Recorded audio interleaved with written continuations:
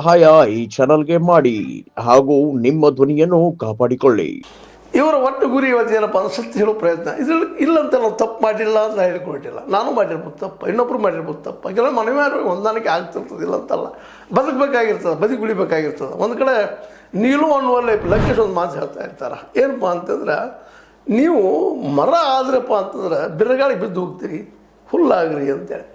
ಹುಲ್ಲರ ನೀವು ತುಳಿರಿ, ಕೆಲವು ನೀರು ಹಾಕದೇ ಇರ್ರಿ, ಮತ್ತೇನೋ ಮಾಡಿರಿ, ಒಣಗಿರ್ತದೆ.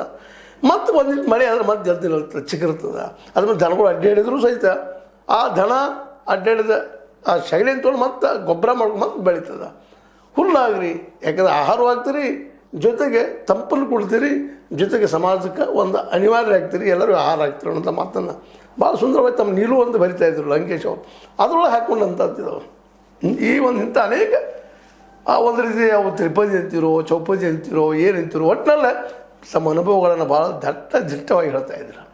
ಇವತ್ತು ಅಂಥ ಒಂದು ಪ್ರಯತ್ನವನ್ನು ನಮ್ಮ ಜಿಲ್ಲಾ ಮಟ್ಟದಲ್ಲೇ ಅನೇಕ ನಮ್ಮ ಜಿಲ್ಲೆಯಲ್ಲಿಯೂ ಸಾಕಷ್ಟು ಕುಟುಂಬ ರಾಜಕಾರಣ ಅದ, ಅದೇ ಕಾಲಕ್ಕೆ ಗುಂಡಾಗಿ ರಾಜಕಾರಣ ಅದ, ಬೆದಸೂರು ರಾಜಕಾರಣ ಅದ, ಎಲ್ಲನೂ ಇಲ್ಲ ಅಂತಲ್ಲ. ನಾವು ಒಬ್ಬರಿಗೆ ಹೇಳ್ತಾ ಇರೋದು ಎಲ್ಲರಿಗೂ ಅಪ್ಲೈ ಆಗುವಂಥದ್ದು. ಇಲ್ಲಿ ರಾಜಕಾರಣಿಗಳು ಹೆಚ್ಚು ಎಲ್ಲ ತಾಲೂಕಿಗೆ ಒಬ್ಬೊಬ್ಬರು ತಮ್ಮ ಕುಟುಂಬದ ಕೈಯಲ್ಲಿ ತಮ್ಮ ಜಿಲ್ಲೆಯ ತಾಲೂಕಿನ ಆಡಳಿತವನ್ನು ಉಳಿಸಿದ್ದಾರೆ.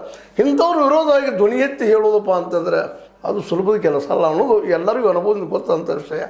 ಇಂಥ ಸಂದರ್ಭದಲ್ಲೇ ಬಾಪುಗೌಡರು ದಾಖಲೆಯನ್ನು ತೆಗೆದುಕೊಂಡು ಮಾಡಿ ಅವ್ರ ಮೇಲೆ ಅಟ್ಯಾಕ್ ಮಾಡುವಂಥದ್ದು ಇದಲ್ಲ, ಅದು ಮೆಚ್ಚುವಂಥದ್ದು ಇರ್ಬೋದು. ಬಾಪುಗೌಡನ ತಪ್ಪಾಗಿಲ್ಲ, ಅವರು ಸಜ್ಜನರು ಅಂತ ಹೇಳಿ ಹೊರಟಿಲ್ಲ, ಅದು ಸತ್ಯ ಹೇಳೋ ಕೆಲಸ ಮಾಡ್ತಾಯಿದ್ದಾರೆ. ಇಲ್ಲಿ ಯಾರೂ ಸಜ್ಜನರಲ್ಲ, ಯಾಕೆಂದರೆ ಹುಟ್ಟಿನಲ್ಲೊಮ್ಮೆ ಸುಳ್ಳು ಹೇಳೋ ಪ್ರಸಂಗ ಬರ್ತದೆ, ಸತ್ಯ ಹೇಳೋ ಪ್ರಸಂಗ ಬರ್ತದೆ. ಆದರೆ ಸುಳ್ಳನ್ನು ಉದ್ಯೋಗ ಮಾಡಿಕೊಂಡಾಗ ಅದು ಅಪರಾಧ ಆಗ್ತದೆ. ತಪ್ಪು ಯಾರಿಂದ ಎಲ್ಲರಿಂದೂ ಆಗ್ತದೆ. ಇವನ್ ಶಿವನಿಂದನೂ ಆಗ್ಯದ. ಶಿವ ಒಂದು ತೊಡೆ ಮೇಲೆ ಒಂದು ತೆಲೆ ಇಟ್ಕೊಂಡಿದ್ದು ದೇವರಿಂದ ತಪ್ಪಾಗ್ತಾ ಇರ್ತಾವೆ, ನಮ್ಮಿಂದ ತಪ್ಪಾಗ್ತಾ ಇರ್ತಾವೆ. ಯಾಕಂದ್ರೆ ದೇವರಿಂದ ನಾವು ನಿರ್ಮಾಣ ಆಗಿದೆಯೋ, ನಾವು ನಿರ್ಮಾಣ ಮಾಡಿ